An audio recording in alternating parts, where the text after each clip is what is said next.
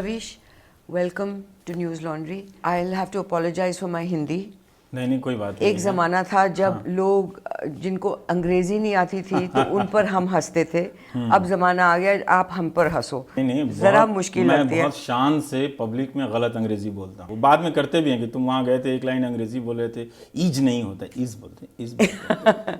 नहीं, जब हमने आज तक शुरू की थी तो मुझे बॉम्बे से मैसेजेस आते थे फ्रॉम मार्केटिंग कि ये सबको बोलो कि श और स मिक्स नहीं करें। तो मैंने बोला if I say anything he will resign, so I will not say anything. Anyway, welcome. You have been in NDTV 15 साल शुरू से। हाँ, बहुत। ये कैसे हो गया? ये यूं हो गया कि एक इत्तेफाक था। हमारे जो टीचर थे उनका कहना था कि मुझे पत्रकार बनना चाहिए। पहली बार मुझे ज़िंदगी में किसी ने मेरे बारे में अच्छी बात कही कि तुम बहुत अच्छा लिखते हो। उस एक अच्छी बात ने मुझे काफ़ी बदल दिया। लेकिन सब ये अनुभव से होता चला गया और वहाँ पर एक तरुण भारती थे और एक बहुत ही अच्छी हिस्ट्री के स्कॉलर हैं जयिता। तो जयिता ने कहा कि तरुण बुला रहे हैं कुछ काम करने के लिए, तो चले जाइए एनडीटीवी। तो वहाँ मुझे चिट्ठी छांटने का काम मिल गया 50 रुपये डेली पे एनडीटीवी में। हाँ। अब जैसे आप बोलते हैं, मेरे एस्टिमेशन में मैं ख्याल आप सबसे लंबा बोलते हैं in introduction of a story और अ प्रोग्राम। कम से कम 4 मिनट। हाँ, और कईयों में 4 मिनट, ज़्यादा 7 मिनट। हाँ, पर आदमी मतलब बोर नहीं होता। नई तरीके से आप लफ्ज़ को बदलते रहते हो और उसका इस्तेमाल भी अलग तरीके से करते हो और बहुत जैसे इमोशन से जुड़े हुए हैं। आपकी जो कहानी आपने वो जीबी रोड पर करी, सब करते हैं जो सेक्स वर्कर्स हैं, पर जो आपने एक एंगल दिखाया जो कोई सोचे भी नहीं कि जो वहाँ सेक्स वर्कर्स नहीं हैं और उनका पता वहाँ है, उनको भी मुश्किल हो जाती है क्योंकि जिन लड़कियों की शादी करानी है वो कहेंगे कि ये एड्रेस मत बताइए क्योंकि वो समझेंगे कि ये गलत लोग हैं। और ये बिल्कुल आपने अलग तरीके से, उसमें कोई एक क्लीशे की चीज़ ही नहीं थी। ये कैसे हुआ? कि अपने बारे में बात करने का खतरा होता है कि वो तारीफ में चीज़ें बदल जाती हैं, पर मेरे पास कोई रिजर्वायर नहीं था नॉलेज का। जैसे मैं बहुत पढ़ा लिखा नहीं था, बहुत मतलब डिग्री से पास था लेकिन ग्रेजुएशन से पहले तक, और वो भी पढ़ा तो मैं हिस्ट्री मेरा सब्जेक्ट है, तो उस तरह से साहित्य में सोचने की ट्रेनिंग नहीं थी। लेकिन हमारे साहित्य हमारे बिहार बोर्ड में बहुत अच्छा पढ़ाते हैं वहाँ पे। तो एक लाइन बहुत अच्छी थी कि शौक़ दीदार अगर है तो नज़र पैदा कर। अच्छा, तो मैं इस दिल्ली में जवाब मिला मुझे। हाँ, तो यही एक काम की चीज़ है और मेरे ब्लॉग की इंट्रोडक्शन में भी है कि स्कूल में यही एक काम की चीज़ मुझे लगा। इसके लिए मैं 7 साल गया स्कूल में, वरना नहीं जाता तो कोई ख़ास अफसोस नहीं होता।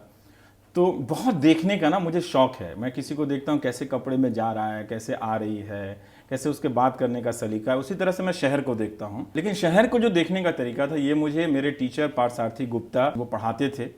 तो मैं देखता था कि किस तरह से वो एक क्योंकि अंग्रेज़ी भी मुझे नहीं आती थी, मेरे टीचर अंग्रेज़ी में पढ़ाते थे, तो मैं उनकी भाषा की दृश्यता जो मुझे उसमें तस्वीरें बनती थी उससे मैं समझने की कोशिश करता था। तो वो तस्वीरें मैं बाहर भी घूमता था। वो जैसे वो कहते थे कि फ्लाईओवर पे तुम देखोगे कि कितने सारे समय चल रहे हैं एक साथ। बैलगाड़ी जा रही है, उसी में एक मारुति क्रॉस कर रही है, उसी के बगल से, तब मेट्रो नहीं था, कोई और गाड़ी तेज़ रफ्तार से जा रही है। तो ये डिफरेंट टाइम है। कलकत्ता में आप जाएंगे तो मेट्रो है, कुछ और है, तो एक साथ बहुत सारे समय चल रहे हैं। तो इस तरह से एक छवि बनती थी। बहुत सारे लोग सामने से देखते हैं, लेकिन मेरी एक आदत है कि मैं थोड़ा सा पीछे जाके देखता हूँ कि उधर है कि नहीं, थोड़ा सा हटाइए, पत्थर हटाइए, इधर हटाइए। इसी तरह से घूम घूम के अपना बचपन काटा, इसी तरह से घूम घूम के अपना ये जो पेशा है जो अब ख़राब हो गया है काट रहा हूँ। पर कैमरा वर्क आपकी स्टोरीज में भी काफ़ी अलग रहता है। हाँ, क्योंकि ज़्यादातर कैमरामैन मेरी तरह से सोचने लगे हैं और मैं उनसे बहुत कम्युनिकेट करता हूँ और उनको बहुत बराबरी से सम्मान देता हूँ। तो एक तरह से वो बहुत ज़्यादा मेहनत करते हैं मेरे लिए। और चाहे मनोज हो, चाहे मोहम्मद हो, चाहे जितिन भूटानी हो, चाहे नरेंद्र गोडावली हो, इन सब का मैं नाम लेता हूँ और बहुत अदब से नाम लेता हूँ कि इन लोगों ने बहुत सिखाया मुझे कि ऐसे कर सकते हो। लेकिन उनको मैंने हमेशा रोका कि जो एनडीटीवी का अपना स्टाइल है, ट्राइपॉड लगाओ, पीछे एक बैकग्राउंड लगा दो, सब चीज़ अच्छा कर दो, वो एक नॉर्म बन गया था। और चूंकि मेरी आदत थी कि थोड़ा सा रिबेल करना है तो मैं वो नहीं करता था। तो बिना ट्राइपॉड के मैंने शूट किया है। तो मेरे कैमरामैन ने सिर्फ हाथ पे रह के पूरे दिन शूट किया है लोगों ने। चूँकि रवीश की रिपोर्ट की शूटिंग ही 1 या 1.5 दिन होती थी, उससे ज़्यादा नहीं, 2 ही दिन में मैं बनाता था उसको। उन लोगों की वजह से। तो इसीलिए मैं देखता था कि ये जीबी रोड है, इसकी कहानी सब कह चुके होंगे, लेकिन यहाँ रहने वाले लोग कैसे, कहीं भी जाता हूँ तो मुझे ये चीज़ हाउंट करती है कि यहाँ रहने वाले लोग कैसे रहते होंगे, क्या इनका लिंक होता है। तो जो जिसको हम मार्जिन कह के हटा देते हैं वो थोड़ा सा मुझे वो मेन स्ट्रीम लगता है, तो मैं उसको मेन स्ट्रीम समझ के वहाँ एंटर करता हूँ और बहुत सारी कहानियाँ मिल जाती हैं आपको। और किसी के लिए मैंने गूगल सर्च नहीं किया रवीश की रिपोर्ट के लिए, एक भी रिपोर्ट के लिए मुझे पता था कि मैं जीबी रोड जा रहा हूँ, मुझे पता था कि मैं कापासेड़ा जा रहा हूँ जहाँ पे बहुत सारे मजदूर रहते, इसके अलावा मुझे कुछ नहीं मालूम था। पहली बार किसी के घर एंटर किया, उसने मुझे खाना खिलाया, मैं खाना खाया, बोला आइए ये दिखाते हैं, ये दिखाते हैं। और वो जो गा रही थी, मैं हैरान थी कि उनकी आवाज़ इतनी साफ, बहुत सुंदर आवाज़, बहुत ही सुंदर। और मैं ख्याल वो इकबाल बानो का गाना गा रही थी। एक और चीज़ जो उस जल्दी के करने में छूट जाता है, मैं जब वहाँ गया जीबी रोड में तो अचानक एक कमरे में चला गया, और कमरे में जब चला गया तो देखा कि बहुत सारी लड़कियाँ स्टील का बॉक्स छोटा, जिसमें हम लोग इस बचपन में मैं जब जिसमें नाश्ता लेकर जाता था, उसका एक बड़ा सा स्टील एल्यूमिनियम का, सॉरी, सबके बगल में ऐसा है, और मेकअप करें अंधेरा, वो शायद उनके पूजा का वक्त होता है। तो ऐसा ही मैंने दृश्य कई कोठों में देखा, शाम के 5 या 6 बजे के करीब, जो बगल में एक एल्यूमिनियम का बॉक्स है। एक निरंतरता देखिए, कॉन्टिन्यूटी, कि उस जगह में कहाँ कहाँ किन किन हालात से लाई गई औरतें हैं, लेकिन सामान एक है सबका। मैंने 15 साल इस मीडियम में काम किया है अब, कि कुछ असर पड़ता है किसी पर कि वो कुछ बदलाव लाएं? कई बार बिल्कुल लगता है कि नहीं असर पड़ता है, कई बार लगता है कि शायद हमारे पास कोई तरीका नहीं है इसको क्वांटिफाई करने का। उसका ये मतलब कि हम अपने लिए कर लें, अपने ईगो के लिए कर लें, अपनी कमाई के लिए कर रहे हैं। ये तत्व तो है, ये तत्व तो है ही, तभी हम कर भी रहे हैं। और पर ज़रूर ये तत्व कम होता चला जा रहा है कि हम लोगों के लिए कर रहे हैं, लेकिन ये हमको कहीं ना कहीं विश्वास करना पड़ेगा कि न्यूज़ या ये जो हमारा मीडियम है उसकी जो रिक्वायरमेंट है सोसाइटी के हर दौर में रही है। मतलब कहीं ना कहीं कोई थोड़ा सा ही सही अच्छा तो होता ही होगा सुन के, या अपने भीतर झांकता होगा थोड़ी देर के लिए। इतना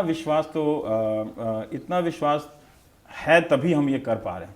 जिस दिन लगेगा कि सचमुच कोई अंधेरा है, नहीं कुछ हो पा रहा है, फिर तो मैं खुद ही कहता हूँ कि मैं तो सोचता था कि 60 साल नौकरी करते हुए गुजर जाए और मैं पार्क में मंकी कैप लगा के टहलता हुआ मिलूं। ये सब बाद में ये अपेक्षाएं, आशंकाएं लोगों ने अटैच कर दी हैं मुझे। और वो हरक्यूलस, जो मैं एटलस साइकिल चलाता था तो उसमें एक हरक्यूलस का एक वो होता था, तो वो धरती उठाया था। तो मैं देखा इसे गर्दन क्यों झुकी हुई है, अगर इतने ताकतवर आदमी है और धरती उठा लिया है, तब से मैं धरती उठाने से डरता हूँ। अपनी सीमाओं में मैं जितना कर सकता हूँ उतना करूंगा, बाकी सबकी अपनी अपनी नियति है, होना होगा, नहीं होना होगा, नहीं होगा। इस पिछले 2 साल जो ऐसे गए हैं, जो इतनी करप्शन, स्कैम के ऊपर स्कैम, जर्नलिस्ट ने स्टोरीज निकाली भी हैं, पर कुछ नहीं हुआ। ये सही भी है कि कोई असर नहीं है। हो सकता है कि देखिए जैसे जेपी मूवमेंट का कोई असर नहीं हुआ, वो आंदोलन जब अपने चरम पर पहुंचा तो किस भयानक स्थिति में वो बिखरा जाके, और सारे लोग जो भ्रष्टाचार के खिलाफ लड़ने वाले थे आज वो भ्रष्टाचार के सबसे बड़े आइकन बन गए, जितने लोग थे। ये परिस्थितियां रही हैं, लेकिन क्या करेंगे, मतलब ऐसे ही राजनीति भी अपनी जड़ताओं से टूटकर निकलती रहेगी, फिर उसमें फंसेगी, फिर निकलेगी, कुछ रुक नहीं सकता है। तो शायद हम चल रहे हैं, लेकिन आप सही कह रही हैं, उससे आप असहमत होने का कोई ये नहीं है। लेकिन ये एक कभी कभी लगता है कि हमारा देश जो है ना वो बॉल बियरिंग पे चल रहा है, और बॉल बियरिंग कहाँ है, वो ल्यूटियन जोन में है। वहाँ से, और जो बहुत चालाकी से वो मार्जिन जो उससे बाहर के चीज़ें जो सेंट्रीफ्यूगल और सेंट्रीपिटल फोर्स कहती हैं, तो जो बाहर का फोर्स है उसको मार्जिन डिफाइन करता है। और जैसे ही वहाँ से कोई आवाज़ आती है तो बॉल बियरिंग में, उसमें मीडिया भी एक छोटा सा बॉल है जहाँ 3 किलोमीटर के दायरे में ल्यूटियन जर्नलिज्म होता है, और वहीं करते करते लोग भयंकर एडिटर बन जाते हैं, है ना। और वहीं से वही लोग मोरारजी देसाई के मरने पे कोई ऑथेंटिक लेख लिखते हैं, वही लोग जेपी पे लिखते हैं, और वही लोग अन्ना पे भी लिख देते हैं। तो एक तरह से उसमें एक बहुत फिक्स स्ट्रक्चर है, और यही बॉल बियरिंग जो है वो भोपाल में है, पटना में है, और सारे मार्जिन को डिफाइन करता है। बड़ा स्ट्रांग है ये जो एक ल्यूटियन सेंट्रलिटी है ना हमारी थिंकिंग में, वही हमें कई बार मजबूर कर रही है कि कुछ नहीं होगा, पर हो रहा है कहीं ना कोई आदमी क्वेश्चन कर रहा है। जिससे पहले हमें लोग बहुत कम क्वेश्चन करते थे, पर अब मुझे डर लगता है, मुझे लगता है कि सब कुछ अब मेरा ठीक होना चाहिए। अब अपने आप को लूजली कहीं जाके बैठ गए, कहीं किसी के घर चले गए, अब 100 बार सोचता हूँ कि शायद नहीं जाना चाहिए लोगों को इतना। अब ये बंदिशें भी पता नहीं क्या, कि किसी नई नवेली बहू की तरह मुझे ना बना दे कि मैं घर में ही बंद हो जाऊं। लेकिन कुछ तो हो रहा है, ऐसा नहीं है। पर मैं ये नहीं कहूँगा कि दुनिया बदल गई है, क्योंकि हमारा समाज जो है ना, हम उसको कभी सेंटर में नहीं रखते हैं। हमारा समाज धर्म से, संस्कृतियों से लोगों को कई चेहरे वाला बनाता है। आप पाप भी करें तो कहेगा नियति को यही मंजूरी थी, है ना, हमने अपने लिए नहीं किया, बच्चे के लिए किया। तो एक तरह से हम लोग हैं भी उसी तरह से, इतनी जल्दी बदलने सुधरने वाले नहीं है। इसीलिए हम चाहते हैं कि पड़ोसी अगर भगत सिंह पैदा हो जाए, या फिर अगर कोई रवीश कुमार बोलने वाला है, तो उसको इतना क्वेश्चन कर दो, इतना क्वेश्चन कर दो कि सचमुच लगे कि ये चोर यही है जो ये बोल रहा है, बाकी सारे लोग ठीक है। नहीं, पर ये जो आज अब सोशल मीडिया, और आपने उसके बारे में लिखा भी है, कितना बदलाव लाया है हमारे अपने लाइव्स में? बहुत लाया है। और सबसे बड़ा बदलाव देखिए कई स्तर पर आया, सिर्फ पॉलिटिकली नहीं। हम पहली बार पूरी दुनिया में लिखकर बात कर रहे हैं। तो हम जो भी सोच रहे हैं, अच्छा या बुरा, जो हमारे जो कॉन्ट्रडिक्शन, अंतर विरोध हैं, सब लिखित रूप में अब मौजूद हैं। ट्विटर पे जो मैंने लिखा है या आपने लिखा है, जो उसकी प्रतिक्रियाएं हैं, जो मैंने किसी को गाली दी हैं, ये सब हमारे समय का, हमारे क्षण का लिखित रूप में मौजूद है। ये एक दुर्लभ दस्तावेज है जो मानव के इतिहास में कभी भी नहीं था। दूसरा, उसने हिंदुस्तान की औरतों को सोशल मीडिया ने बहुत गजब का स्पेस दिया है और बहुत तरीके से चेंज किया। मैं फेसबुक पे देखता हूं कि उनकी ऐसे अभिव्यक्तियां कभी भी किसी और मंच पे नहीं हो सकती थी, एक्सप्रेशन की वो पॉलिटिकली अपने आप को एक्सप्रेस कर रही हैं और खूबसूरती से भी कर रही हैं कि प्रोफाइल पिक्चर और ये सारे चीज़ें, अपने रिलेशन, अपनी चाहत, अपनी भावनाओं को भी वहाँ भी है। मैं इसको कोई बहुत रेवोल्यूशनरी, क्रांतिकारी तरीके से इसको पेंट नहीं कर रहा हूँ, पर ये एक बहुत अच्छा चेंज है और ये होना चाहिए था कि इस मीडिया की मोनोपोली टूट जानी चाहिए थी। क्योंकि ये जो मीडिया है, जो ल्यूटियन जोन से चलता है, ये सोसाइटी के रिक्वायरमेंट को पूरा नहीं करती है। इसकी चाहे जो भी विश्वसनीयता रही हो, उसके अपने पैमाने रहे हों, जिसके बड़े एडिटर रहे हों, और ऐसा कोई काल भारत के पत्रकारिता में मुझे नहीं नजर आया कि कोई स्वर्ण काल था। जितना आज खराब है, ये खराबी के तत्व 1977 में भी थे और ये खराबी के तत्व 1950 में भी थे, जब लोग नेहरू से बहुत ओतप्रोत थे और भारत की दूसरी विविधताओं को नहीं देख पाए। तभी देख पाए जब दलित या पिछड़ों की गोलबंदी होती है और राजनीति को लोग धक्का मारते हैं, तब मीडिया देखता है। तो इसीलिए ये बहुत अच्छा है कि मोनोपोली टूट गई है और लोग जो हैं, इससे क्या हो रहा है कि एक संवाद का तरीका बदल रहा है। हम जिसको विश्वसनीयता समझते थे उसके पैमाने बदल रहे हैं, लेकिन इसके बीच में ये कभी नहीं समझा जाना चाहिए कि जो न्यूज़ की परिभाषा है और उसको करने का काम है वो बदल रहा है। क्योंकि जब मैंने एक दिन ट्विटर पे लोगों से पूछा कि आप पत्रकार से क्या उम्मीद करते हैं, तो 20-25 जवाब आए और 20-25 में से कोई पत्रकार नहीं था, उनके जवाब में कोई अंतर नहीं था कि उनका जो एक्सपेक्टेशन है हम सचमुच पूरा नहीं कर पा रहे हैं। ये और बात है कि उनमें बहुत सारे परसेप्शन बन गए हैं गलत, बहुत जनरलिटी आ गई है, वो सब आ गई है, लेकिन बहुत लोग स्पेसिफिक अच्छा सवाल करते हैं कि आप क्वेश्चन क्यों नहीं कर रहे हैं कि बाल ठाकरे को तिरंगे में लपेटा गया है। आप बात इसलिए वो लोग कह रहे हैं कि नहीं, हम रिचुअलिस्टिक हो जाते हैं बहुत सारे समय में। वो दर्शक ये नहीं कह रहा है कि आप उसका अनादर करें, दर्शक कह रहा है कि अंतिम संस्कार के वक्त, या सिर्फ बाल ठाकरे का ही क्यों, अगर उससे ये उदाहरण दिया जाए तो उनके साथ भी नाइंसाफी होगी। किसी भी नेता के अंतिम वक्त में यही प्रक्रिया अपनाई जाती है कि जब हम उसको बहुत आलोचनात्मक तरीके से नहीं देखते हैं, श्रद्धा में डूब जाते हैं। यहाँ शायद लोग कह रहे हैं भय का भी कुछ एक तत्व इसमें घुसा हुआ था। तो वो ये कह रहा है कि आप सवाल भी कीजिए। अब सवाल करने का तरीका अगर आप डंडा लेके करेंगे तो शायद जरूर उनके लोग भड़केंगे, लेकिन अगर सलीका तरीका हो तो हो सकता है कि उनके भी कहेंगे कि चलिए ये आलोचना हो रही है, और कुछ भड़केंगे भी तो क्या उस भय से हम अपनी बात नहीं कहेंगे। अगर कोई ट्विटर पर ये दर्शक सवाल कर रहा है तो सवाल भी उतना ही जायज है जितना कि ये कहना कि भाई देखिए 20 लाख लोग निकले, अपने नेता को कितना प्यार करते हैं। अब आप 15 साल आप एनडीटीवी में काम कर रहे हैं।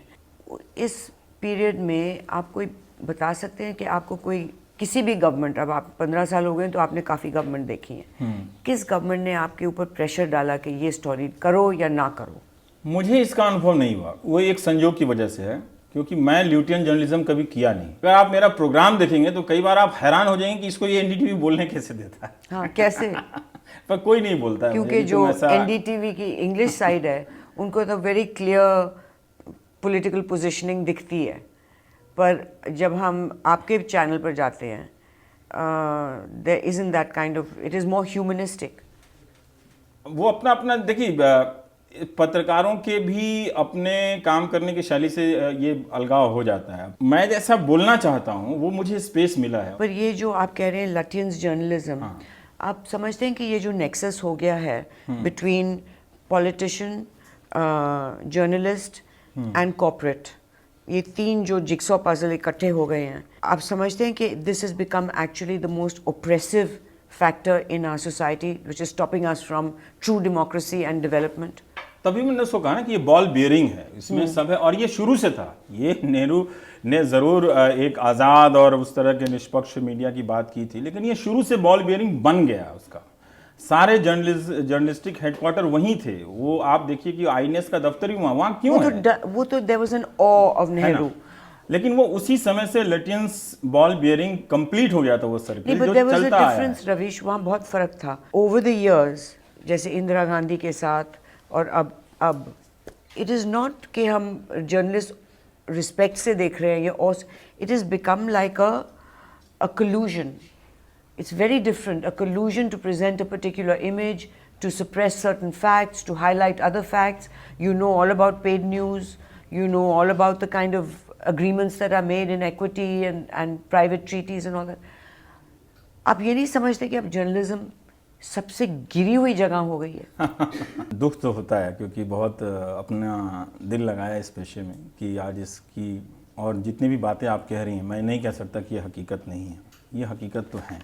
और ये अच्छी बात है कि हमें बाहर से जो हमें देखता है और पढ़ता है वही क्वेश्चन कर रहा है।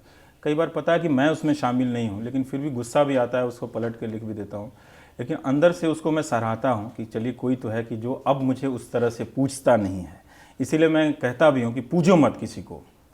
हाँ, और ख़ुद के बारे में भी कहता हूँ कि आप फ़ैन लोलूप मत बनिए, लेकिन ये दुखद है और ये टूट गया है पूरी तरह से क्रेडिबिलिटी, और इसको अगर हमने ठीक नहीं किया, पत्रकारिता में और भी संकट आए होंगे, लेकिन ये संकट जो है उसके कोर पे है कि जहाँ हमको अपनी पारदर्शिता को फिर से परिभाषित करने की ज़रूरत है, फिर से आपको बताने की ज़रूरत है कि कौन निवेश कर रहा है, कहाँ आपकी एक पत्रकार के रूप में आपके और क्या क्या इन्वॉल्वमेंट हैं, और ये सब चीज़ अब शायद बताने का वक्त आ गया है कि अब आप इसको छुपा के पर्दे के पीछे से नहीं कर सकते। ज़्यादा करेंगे तो सोशल मीडिया के ज़रिए खबरें चलते रहेंगी, और जो मेन स्ट्रीम मीडिया है वो तो खुद ही सोशल मीडिया है, सारे अखबार ट्विटर पे और उसको अलग से मीडिया डिफाइन करते हैं। सचमुच मधु जी, हमारे पेशे, पहले हम लोग जाते थे ट्रेन में या कहीं भी, तो लोग इतना प्यार करते थे, लगता था कि सारा खाना हम ही को खिला देंगे, है ना।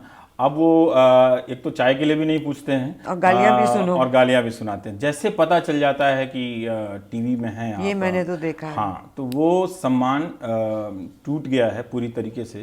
तो मुझे याद है कि मेरठ में मैं कोई रिपोर्ट कर रहा था, मैं खड़ा था, एक आदमी घर से चलाया, बोला आप दोपहर से हैं और हम आपके लिए खाना लाएं, और मैं उसको समझाता रहा कि नहीं, मेरी कंपनी मुझे पैसे देती है खाने के लिए, तो आप मुझे मत खिलाइए, आप चाय पिलाइए, आप इतना प्यार करते हैं तो। चाय तो हिंदुस्तान है, चाय तो पीना पड़ेगा, उसको बुरा लग जाएगा कि इतना कहीं साहब तो नहीं है। लेकिन अब कोई नहीं आता है पूछने कि आप धूप में खड़े हैं, आपके लिए पानी लाएं। नहीं तो वो दिन तो देखा है हमने कि लोग 20-20 बोतल बिस्लरी के लेके आते थे और दे के जाते थे कि ये समाज का काम कर रहे हैं। लोगों ने इतना प्यार तो किया है, अब वो नहीं दिखता है मधु जी। बिल्कुल। हाँ, आप धूप में खड़े रहिए, लोग धक्का मार के निकल जाएंगे, वो नहीं निकलता है। That is the problem. It's, I think we should listen to that. सुनना पड़ेगा। उनकी ज़्यादातर बातें, तरीका भले ही गलत हो सकता है, तेवर भले गलत हो सकता है, पर ज़्यादातर बातें जो ट्विटर पर हमें गालियाँ दे रहे हैं, फेसबुक पे, ठीक बोल रहे हैं वो लोग। आप समझते हैं कि हिंदी रीजनल लैंग्वेज और हिंदी एंकर्स को इतनी इज्जत नहीं मिलती है जितनी इंग्लिश को? ये एक भेद है, और ख़ासकर इस सरकार में जो हिंदी के लोगों से कम बात करती है और हिंदी में कम बात करती है, और को बात करती है। हाँ, वो तो बात उनको उनको तो एड्रेस ही नहीं करते। हाँ, उनको एड्रेस भी नहीं करते हैं। और जब वो जैसे सलमान खुर्शीद वाले ही मामले में अंग्रेज़ी के बहुत सारे पत्रकार सरकार के खिलाफ अच्छी अच्छी स्टोरियाँ करते हैं, है ना। कभी सलमान ने वैसा नहीं चिल्लाया, या किसी और सरकार ने वैसे नहीं चिल्लाया, लेकिन एक हिंदी वाले ने ज़रा सी तार छेड़ दी तो बहुत दर्द हो गया। पर ये बात है कि जो हिंदी जर्नलिस्ट है वो जवाब भी तो कटा, बिल्कुल। चूंकि हमको वो ल्यूटेन वाला कायदा, ऐसा बात नहीं कि हमारे हिंदी जर्नलिज्म के लोग भी बहुत सेटिंग बाज हैं, बहुत सेटिंग करके उस बॉल बेयरिंग में फिट हैं, बहुत बढ़िया से चल रहे हैं वो लोग। हाँ, जो लटियन जोन है ना 3 किलोमीटर वाला, मैं तभी समझ गया था पार्लियामेंट रिपोर्टिंग में डाला गया, मैं भाग गया, मुझे कहा ये लाल पत्थर पत्रकारिता नहीं करनी है, दौड़ दौड़ के टेप दौड़ाओ। अब मुझे लाइफ में पतला होने का कोई शौक नहीं है, बचपन से मेरा ड्रीम था कि मैं मोटा बनूंगा, यहाँ दौड़ दौड़ के मैं पतला बन जाऊंगा, फिर क्या होगा। शायद अगर मैं उसमें टिक गया होता तो मैं भी उस बॉल बियरिंग का शायद हिस्सा होता। पता नहीं कि कैसे सिस्टम कोऑप्ट करती है। जब आपका वो टेस्ट वैसा हुआ नहीं, ट्रेनिंग नहीं हुआ, तो आप बाहर से दावा नहीं कर सकते कि हम वैसा नहीं होते। पावर में ना हर कोई जाके उस बॉल बियरिंग में घुस जाना चाहता है, चाहे वो हिंदी वाला हो चाहे अंग्रेजी वाला हो, और अगर वो नहीं घुस पाया है तभी वो गाली भी दे रहा है कि हमारे लिए नहीं है। पर मैं इसलिए भाई नहीं गाली दे रहा हूँ कि मैं उसमें नहीं घुस पाया हूँ। आपने अरविंद केजरीवाल को बुलाया, हाँ, कि लोग उनसे सवाल करें, तो ये, और आप में ये खूबी है कि आप लोगों को बात करने देते हैं, कोई घबराहट नहीं होती।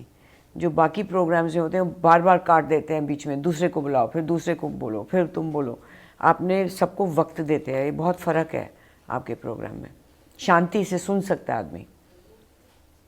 हाँ, ये थोड़ा थोड़ा एक अलग दिखने की चाहत में कि इसको और क्या करेंगे, कितने और तरीके से। जैसे खाप वाला एक अच्छा प्रयोग था कि जब मैंने ये सोचा कि सिर्फ औरतों को बुलाते हैं, इनकी आवाज़ कहाँ है। इसमें वो औरतें जो इसकी पार्टी हैं, जो शायद इसकी स्टेक होल्डर हैं, वो नहीं है, तो रोहतक से गाड़ियों से औरतों को बुलाया गया। और खाप में जब खाप वाले थे और कोई अपोजिंग वॉइस नहीं था, सब प्रो खाप थे और औरतें थीं। एक खतरा था कि वो औरतें हो सकता था कि उनका विरोध नहीं करती, लेकिन मैं किस्मत वाला था कि उन औरतों ने बहुत आज़ादी से बोला। 6-6, 7-7 बार उस शो की रिकॉर्डिंग रोकनी पड़ी, और जो रोका, जो ऑडियो के वजह से नहीं आ पाया, वो और भयानक था। मतलब कई औरतें तो माइक नहीं था, वो जाके वहाँ तक चल गई और बोले तुम ऐसे मत बोलो, तुम कैसे बोल रहे हो हमारे बारे में, तू कौन होता है फैसला करने वाला, हरियाणवी में। तो चूंकि अब उनके पास माइक नहीं था सबके बारे में, तो ये ऑब्वियसली इसको कटना था, तो वो रोका गया कि जब मैं माइक आपको दूंगा तब आप बोलेंगी। तो कोई भी काम करते करते बोर हो जाते हैं, तो लगता है कि 6 महीने के बाद किसी चीज़ में मेरी एनर्जी रहती नहीं है, तो लगता है कि शायद अब ऐसे ही करो। पर मुझे लगता है कि ज़्यादा दिन तक अगर ऐसे ही एंकरिंग करता रहा तो फर्नीचर हो जाऊंगा, फिर मुझे लोगों को भूल भी जाना चाहिए। एक था टाइगर टाइप से। तो आप क्या सोच रहे हैं कि कौन सी नई चीज़ आप करेंगे? मेरी दिलचस्पी तो नई नई कहानियां आप करने पहले में। जर्नलिस्ट हैं जो मैंने देखा है, तो एक ही जगह 15 साल रहे हैं। हाँ, कौन वो तो किसी ने बुलाया भी नहीं और मैं जाता भी नहीं। क्योंकि मुझे ना कभी रोका नहीं गया, कभी ये नहीं कहा गया कि देखिए ऐसी बात नहीं कि एनडीटीवी में शिकायतें नहीं, बहुत सारी शिकायतें, वो मैं भीतर कहता रहता हूँ, और उनको लगता है कि ये कंप्लेन बॉक्स है, चलता फिरता सबसे शिकायत करता रहता है। लेकिन ये भी मुझे हैरानी होती है कि मैं वहाँ 16 साल रहा और मेरी कभी किसी ने कॉपी नहीं चेक की। तो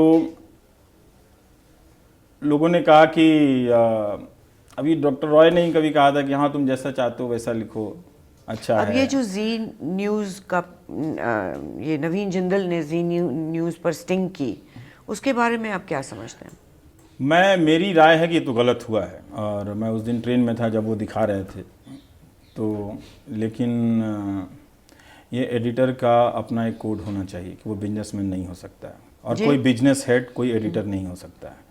ये अगर हम लोगों ने आपस में मिलकर इसको ठीक नहीं किया तो ये जो सेल्फ रेगुलेशन का जो हम ड्रामा करते हैं वो भी एक दिन एक्सपोज हो जाएगा लोगों के बीच में। आप ये समझते हैं जैसे अब आज नरेंद्र मोदी ने अपना 3D एनिमे, वो 3D मैसेज भेजा है, what do you think of that? ये टेक्नोलॉजी अब जो ना कराए वही करेगी, अब जो करना है, और नेताओं को अब वो वर्चुअल बनाने लगेगी, और जो हमारे नेता वर्चुअल हो गए हैं वो उसी का बहुत सही रिफ्लेक्शन है कि वो सचमुच अपने आप को वो अवतार समझने लगे हैं। बात नरेंद्र मोदी की नहीं है, बात राहुल गांधी की भी है।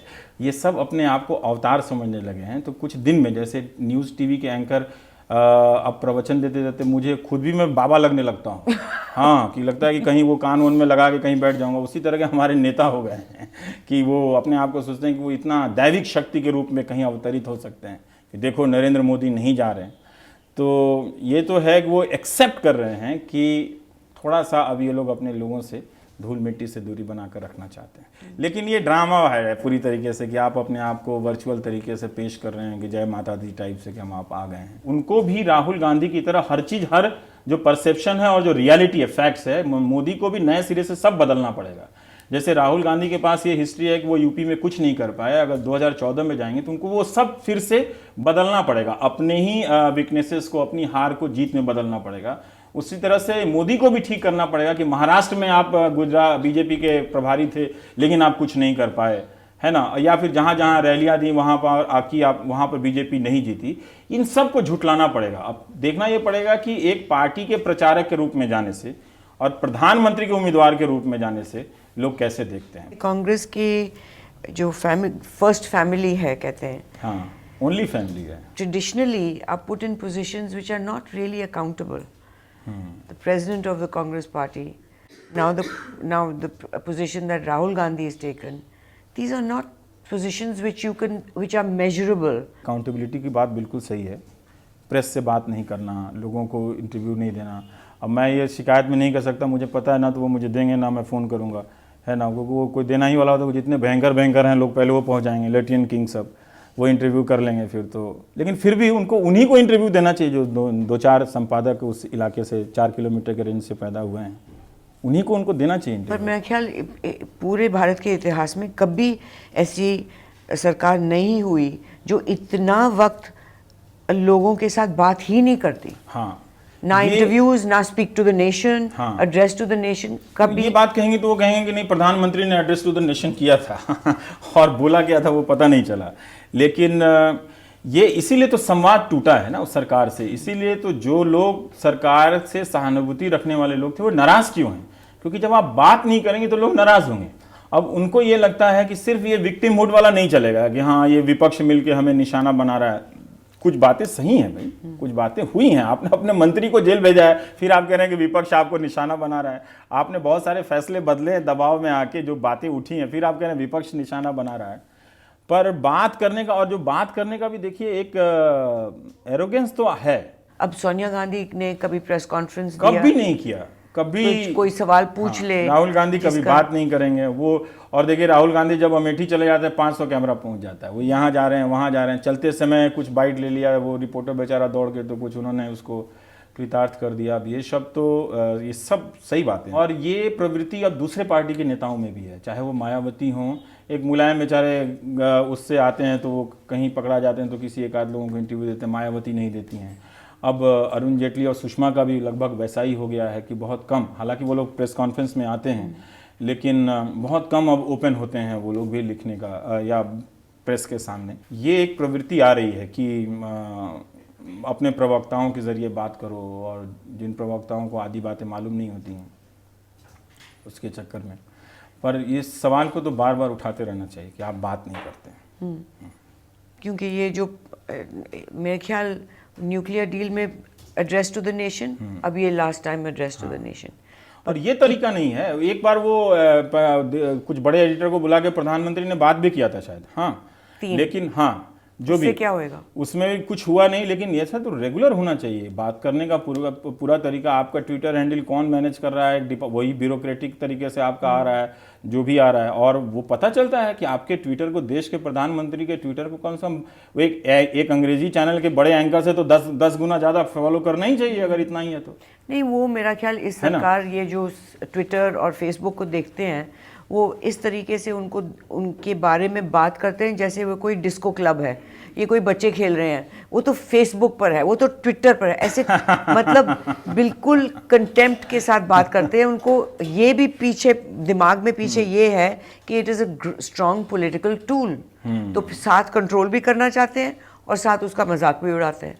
ये जितना भी कह लें, चुनाव के समय ये ट्विटर पे भी आएंगे, ये फेसबुक पे भी आएंगे, इनका ब्लॉग भी बनेगा और उधर ही अपना फोटो लगा के प्रचार करेंगे सरकारी स्टाइल। हाँ, वो रियलिटी है।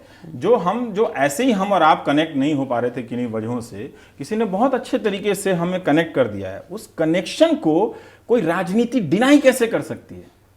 कैसे डिनाई कर सकती है? कोशिश तो कर रहे हैं। इसमें कनेक्टेड होने में थोड़ी सी और कमी की बाकी है कि हमारे जो फोन आ रहे हैं ना, अभी वो हिंदी में ठीक से नहीं हुए। जिस तरह से अंग्रेजी के फ़ोन ने अंग्रेजी भाषा को बदल दिया, अभी उसने हिंदी को नहीं बदला है क्योंकि हम कम इस्तेमाल कर रहे हैं। जैसे ही वो हिंदी को या बांग्ला को लोग टिपिर टिपिर करना शुरू करेंगे और जो भाषाएं उनकी बदलेंगी, एक्सप्लोड, हाँ, वो एक्सप्लोड कर जाएगा, तब ये लेट हो जाएंगे 2014 तक। हाँ, 2014 तक, या कोई भी पार्टी, मतलब कांग्रेस ही नहीं, मतलब आज देखिए सुषमा स्वराज को अपना यूट्यूब चैनल बनाना पड़ता। क्यों? 96 का भाषण उस पर अपलोड कर रही हैं, क्यों कर रही हैं आप? तो इसका मतलब है कि सुषमा स्वराज समझ रही है ना कि भाई अगर आप मुझे जानना चाहते हो तो मेरे पुराने भाषण का भी रिकॉर्ड देख लो। आप क्रिटिसाइज करते हो फिर भी देखो, वो ट्विटर पे करवा चौथ या था, वो तीज थी, वो अपने हस्बैंड के साथ फोटो शेयर कर रही हैं। तो थोड़ा सा नेताओं को भी ना थोड़ा पर्सनल होना पड़ेगा। बीजेपी का अलग से एक युवा चैनल आप देखिएगा कि वो यूट्यूब पे है, सुषमा स्वराज उसी पे डाल सकती थी अपना, लेकिन उन्होंने अलग बनाया। नरेंद्र मोदी अपना ही कुछ वहां पर डिजाइन कर रहे हैं। तो ये टेक्नोलॉजी जो है ना, वो अलग से एक तरह से इंडिविजुअलिटी को क्रिएट करती है, लेकिन बहुत बड़े ही विचित्र तरीके से एक कलेक्टिविटी भी बनाती है। तो अगर इसको कोई नेता नहीं समझ रहा है तो बहुत हैरानी की बात है कि जहां पर लोग इंटरैक्ट कर रहे हैं। अब छठ में आने वाले लोग पॉलिटिकल लोग नहीं हो सकते, कोई भी कहीं हो सकता है, अलग अलग सब जातों में बढ़ जाएंगे, लेकिन बीजेपी का भी बैनर है यमुना नदी के घाट पे, या फिर कांग्रेस का भी बैनर है, एनसीपी का है, तृणमूल, पूरे कलकत्ता में बांग्ला में वो छठ का मुबारकबाद लगा हुआ था। ये सब क्या है? ये एक ट्विटर की सोसाइटी में ममता का एक वो ट्वीट है, वो छठ मुबारक बांग्ला में। तो ममता ना तो बिहार की हो गई, ना कहीं की हो गई, ना उस कल्चर की हो गई, पर जस्ट उन्होंने एक ट्वीट किया होर्डिंग लगा के बांग्ला में, जो कभी होता नहीं था। तो ये नेताओं को समझना पड़ेगा कि ये जो लोग हैं ना, 4 करोड़ या 10 करोड़ या 15 करोड़, ये 120 करोड़ की तुलना में 20 करोड़ आपको हो सकता है कि कम लगे, लेकिन आप किसी भी नंबर को डेमोक्रेसी में नेग्लेक्ट नहीं कर सकती। कैसे करेंगे आप? हर नंबर जरूरी है। एक And वोट this पे is आप हार becoming जाते हैं। a constituency by itself. हाँ, मेरे ख्याल से अब ये सोशल मीडिया को गाली देने का टाइम चला गया। सारे दंगे ट्विटर से पहले के हुए हैं और फेसबुक के पहले के हुए हैं। Before cell phones हाँ, even. लेकिन तब भी हम तो किसी Assam, मोहल्ले how में can you किसी blame आदमी on- को लेके बहुत अलर्ट हो जाते थे। यहाँ भी हम अलर्ट हो जाते हैं, पता चलता है एक आदमी इस तरह की तस्वीरें जो हैं, और कुछ पागल लोग होते हैं जो कहेंगे यही सच है, आप और इसको नहीं रवि, दिखा रहे हो। सबसे जरूरी बात, जब उन्होंने ट्विटर को बैन कर, मतलब एसएमएस को बैन कर दिया, बहुत खतरनाक है। they should have used the SMS tweets and social media to inform people rather than to block it. ये It's such a dangerous- नादानी है और मूर्खता है। It's a क्योंकि- criminal thing. बिल्कुल। और ये सबसे पहले तो ये साबित करता है कि हमारे सिस्टम के किसी भी रूप पे लोगों का भरोसा नहीं है। जब ऐसा संकट आता है, उनको पता है पुलिस मैनेज नहीं कर पाएगी, कहाँ नेतागिरी हो जाएगी, कोई सिटीजन को कोई देखने वाला नहीं है, तो भागो। हालांकि वो ऐसे अपवाद आते जाते रहेंगे। ये जैसे शिवसेना बाल ठाकरे के लिए कोई एसएमएस कैंपेन से तो 20 लाख लोग आए नहीं। अगर 20 लाख लोग थे वहाँ पे, या 40 लाख लोग, जो भी बताए जा रहे हैं, वो सब एक नेटवर्क, फिजिकल नेटवर्क से आए हुए लोग होंगे या खुद से लोग आए होंगे। तो बहुत ज़्यादा ना हम लोगों ने उसको एक हवा बनाया है। वो इसलिए हवा बनाया है कि इससे कहीं ना कहीं हमारी मोनोपोली जो है ना, एकाधिकार हमारा टूट रहा है इसकी वजह से। इसकी वजह से वो लोग क्वेश्चन कर रहे हैं कि तुम वो क्यों नहीं करते हो, ये क्यों नहीं करते, तुम्हारा काम ये है। कुछ ज़्यादा अति कर देते हैं, लेकिन फिर भी ठीक है। वो टूट रहा है, तो जिसकी वजह से हम उसको खलना। जैसे नया जब टीवी आया था ना, तो देखिए प्रिंट वाले लोग घबरा गए थे। हाँ, टीवी को विलन बनाने लगे थे। तो मुझे याद है राजदीप सरदेसाई ने एक लेख लिखा था पार्लियामेंट में, वाइट सोल्जर्स के फेवर में कुछ करके, है ना।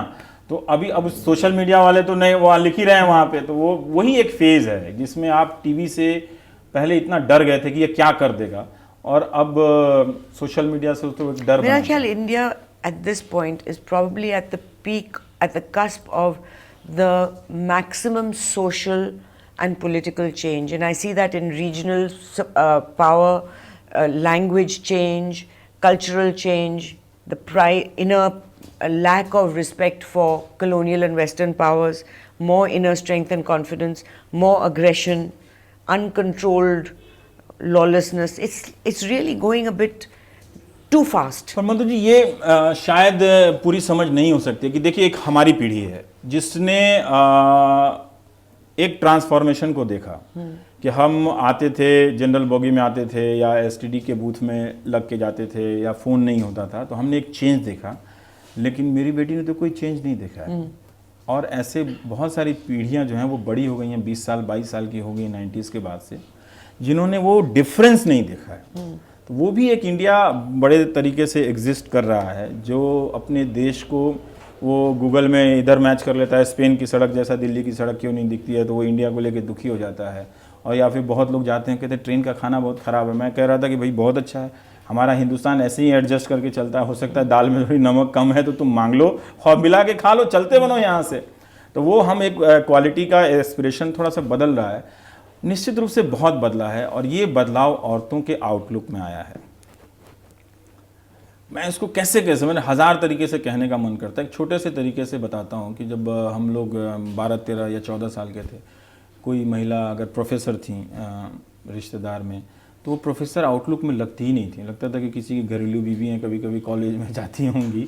लेकिन अब कोई प्रोफेसर है, आप चलते फिरते औरतों को देखिए, उनके पूरे आउटलुक में गजब का क्रांतिकारी चाल ढाल लेके सब चीज़, और जो थ्रेटन कर रहा है सो कॉल्ड ट्रेडिशन को कि ये औरतें इतना आगे जा रही हैं। तो एक जो उसकी जो तस्वीर बन रही है ना पब्लिक में औरतों का, वो बहुत डिफरेंट है आज से 10 साल पहले की एक मॉडर्न औरत का। जब आप लोग जर्नलिज्म में आई होंगी तो डेफिनेटली सोसाइटी ने आपको उस तरह से देखा होगा, तब आप एक होंगी, दो होंगी, है ना। लेकिन ज़्यादातर औरतें उस वक्त जो काम कर रही थीं उनका आउटलुक वैसा नहीं था, बराबरी वाला आउटलुक नहीं था। हम करते हैं जी, अच्छा हम भी सोशियोलॉजी के प्रोफेसर हैं, कहाँ, तो गोपालगंज में है, लेकिन कोई आउटलुक नहीं है। लेकिन आज कोई सोशियोलॉजी की प्रोफेसर आपको मिल जाए तो उसका आउटलुक आपको मिलेगा। तो एक जो बाहर से जो बदलाव आया है ना देखने का, वो थोड़ा सा डरा रहा है। अच्छा, डरा रहा है सोसाइटी को। अच्छी तभी बात उनको नहीं है? अचानक अच्छी बात है, बहुत अच्छी बात है कि आप देखिए कि जो स्कूटी का मार्केट है वो पूरा लड़कियों के हिसाब से है ना। वो सिर्फ लिपस्टिक नहीं बेच रहे हैं, मतलब कोई मशीनरी भी बेच रहे हैं लड़कियों के लिए तो वो डरा रहा है। ये चेंज मुझे बहुत अच्छा लगता है कि ये चेंज हो जाए तो ठीक है। हालांकि इससे उनकी सोशल रियलिटी में बहुत बदलाव नहीं आया है। वो भले ही ब्लैक पैंट में और अच्छा सा लेदर बैग लेके बहुत स्मार्टली लिफ्ट से फास्ट मूव में निकलती हो, लेकिन ज़रूरी नहीं कि घर जाके उसका रिलेशन बदला है। लेकिन फिर भी ये चेंज पहले वाले चेंज से ज़्यादा अच्छा है, एक स्टेप आगे है।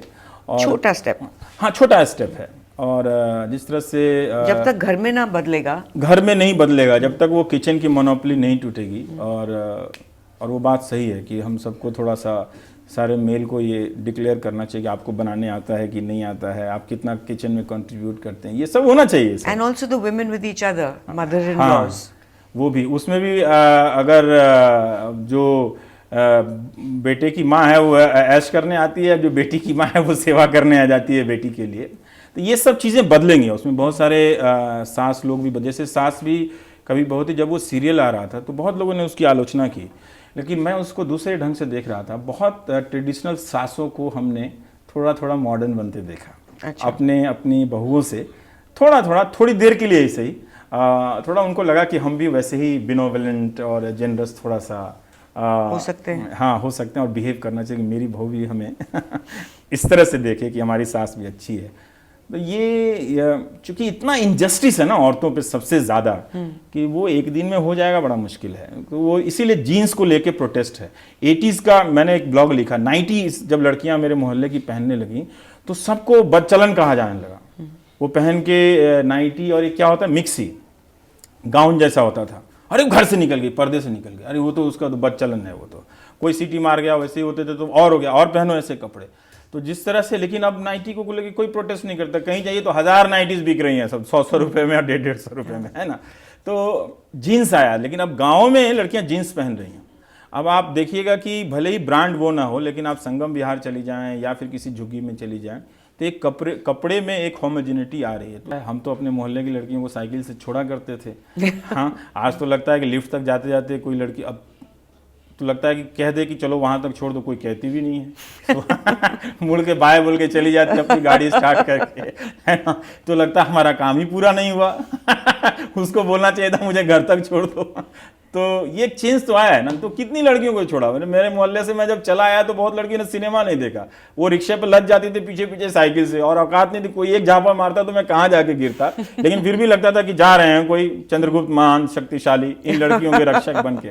तो उन लड़कियों ने हम जैसे लड़कों को जो कभी कभी भाई टाइप हो जाते थे बॉयफ्रेंड से होते होते, उनको रिजेक्ट कर दिया है कि आपको अब ज़रूरत नहीं है, आप चलिए, अब मैं मेट्रो से चली जाऊंगी कान में वॉकमैन लगा के ये चेंज है, अच्छा चेंज है ये। Ravish, thank you very very much, बहुत बहुत धन्यवाद।